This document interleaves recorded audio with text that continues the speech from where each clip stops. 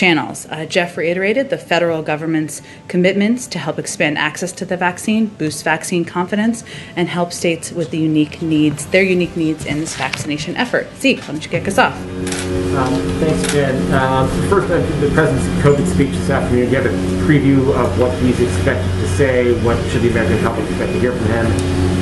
And any new updates on the White House policies regarding mask wearing or testing here on campus now that the CDC's have adjusted their guidelines last week for fully vaccinated Americans? Sure. Well, in terms of the president's remarks later this afternoon, I've been doing this long enough not to get too far ahead of him, but I know there's been some reporting out there. So you all and the American people can expect to hear an update from the president on our goals for vaccinating Americans by middle of this summer. Also, some more updates on our plans to make the vaccine more available and accessible across the country, and certainly some information about what people can expect once they get vaccinated. And in terms of your second question, we are working, our team here is working to determine how we will apply the CDC guidelines. That will constantly be updated, as you all know, to our efforts and the work we do here in the White House. Now, there weren't recommendations there wasn't guidance given on workplace use, right? So we're really talking about wearing a mask outside. I think when I leave the White House, I take my mask off. If I'm coming back into the White House, sometimes I put it back on when I'm taking the walk just to save some time. But in terms of the number of people who will be in the building and how we will apply, we're still working through that internally. And Jen, there were some reports out of Iran over the weekend about potential deal for the release of some U.S. hostages there. I know the State Department has contested that report, but just sort of as a matter of principle, is the president open to a dollars for hostages deal, essentially ransom payments to free prisoners, or does it need to be a part of a broader package with the Iranians? Well, our policy as a U.S. government has not changed on ransom, but I will tell you that discussions to bring home Americans who are held in Iran are something that is raised at the highest level through discussions. Obviously, those are indirect. Those are often indirect discussions, or we have our own channels, of course, and they are separate from the nuclear discussions in Vienna. But it is a commitment and a desire by this administration to certainly bring those hostages back. But reports over the weekend that an agreement had been reached to exchange prisoners was not true. And as I said, we always raise this issue, but there's no agreement at this time on the release of these 4 Americans. And one final one. More than 100 days into the administration, when you're up here at the beginning of the administration, you announced the domestic violence extremism review. Do you have an update on sort of where that is, and what will the final work product of that review be? Sure. Let me give you an update on that. So as you noted, Zeke, we announced early on that we would be undergoing a domestic violent extremism review through the NSC, through the National Security Team, and we announced that during the President's first week. I can report that we completed our policy review in the 100 days we allotted for it. And right now, and this review, of course, tackled domestic terrorism from a range of angles and was comprised of input from various agencies across government. So the stage we're in now is that we are taking a look at what occurred during that review, lessons that we've learned, and ensuring that the policy responses that we've been discussing and developing are the right ones. That's going to take a little bit of time. Our ultimate goal from this review has always been to develop a strategy that will convey to the American people an overarching sense of how we'll be taking on the threat posed by domestic terrorism, something the President has talked about as one of the greatest threats we face. I anticipate an update on that, and the policy recommendations will be weeks, not months. But at this point, that's the stage of the process. Go ahead. Thank you, Jen.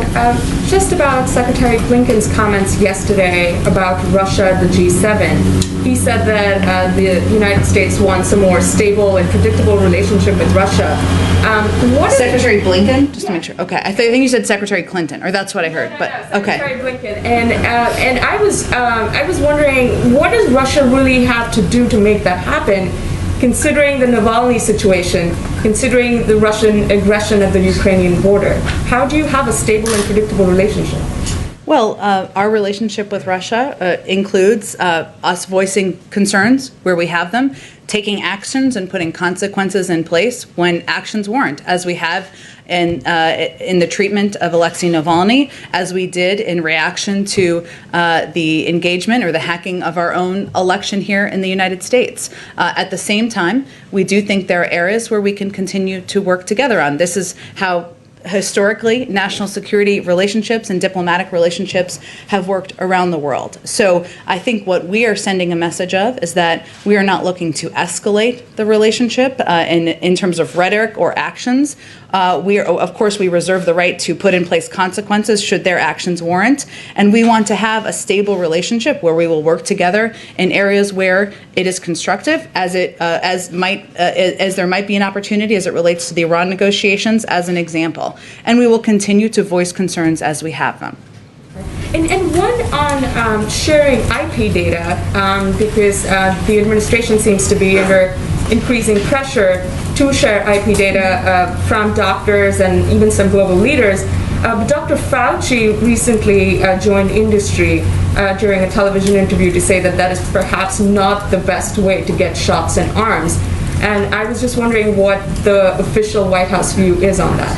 I wouldn't say that's an exact characterization of his comments or remarks that he made, but I will say that I would expect we'll have something to say about this once the WTO session gets underway. Obviously, Ambassador Tai would be making a recommendation to the president. That's not something that has happened at this point. And obviously, just for people to understand, for everyone to understand this process, because sometimes it's shorthanded on television or in other places. What we're talking about is the United States position. It's a WTO process, and what ultimately happens here will not be up to the United States alone. This is a waiver that there would have to be agreement among WTO members on.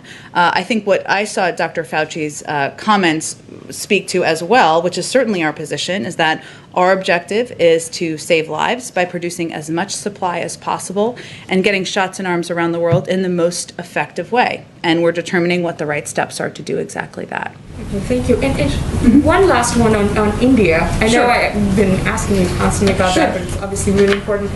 Is the administration doing all it can to help India?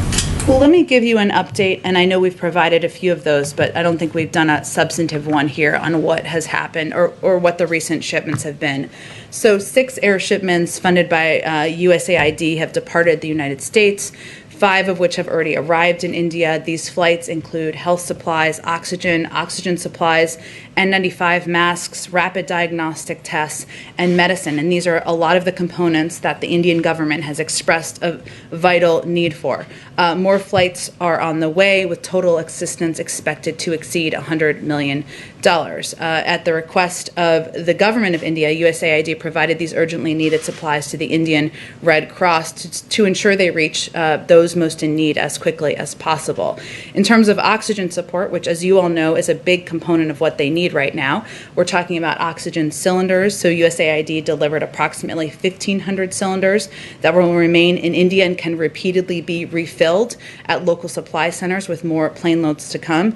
Oxygen concentrators, USAID has sent approximately 550 oxygen concentrators to obtain oxygen from ambient air, and USAID has also delivered a large-scale unit to support up to 20 patients each of an oxygen generation unit. We've also sent 2.5 million N95 masks, and we have an additional 12.5 million N95 masks available should that request come from the Indian government. And we've directed our own order of AstraZeneca manufacturing supplies to India, allowing India to make over 20 million doses. We've also provided 1 million rapid diagnostic tests. And this past weekend, USAID delivered 20,000 treatment courses of the antiviral drug remdesivir to help treat hospitalized patients. We're also working, one of the questions that's come up is about assistance and know-how, and CDC experts will work in close coordination with India's public health experts in the following areas: laboratory surveillance and epidemiology, I'm not a medical expert, emergency response and operations development, bioinformatics for genomic sequencing and modeling. So we are in close touch. That's a summary of what we've done just over the last several days, and we're working to meet the immediate needs they have now, even as we consider, when we have AstraZeneca doses available, what can happen there. Okay, go ahead. Thank you. You mentioned Secretary Yellen is coming on Friday. She said in remarks published today that it may be that, quote, interest rates will have to rise somewhat to make sure that our economy doesn't overheat. Does President Biden agree with it? I think President Biden certainly agrees with his Treasury Secretary, but I will say that one of the reasons I think you're asking this question is about inflation concerns and something that we watch closely here, obviously in the Treasury Department and in the White House in close coordination. And that is something where there's agreement. I looked at Secretary Yellen's remarks, or the ones that I saw, which she also conveyed is how vital it is to make these investments now and how important it is for our economy, for investment in research and development, for leveling the playing field on the workforce to make exactly this investment. So, of course, officials who don't work here in the Federal Reserve and other places closely watch what needs to happen. I'm not going to speak on interest rates, but we also take inflationary risk incredibly seriously, and our economic experts have conveyed that they think this would be temporary and that the benefits far outweigh the concern. I ask in part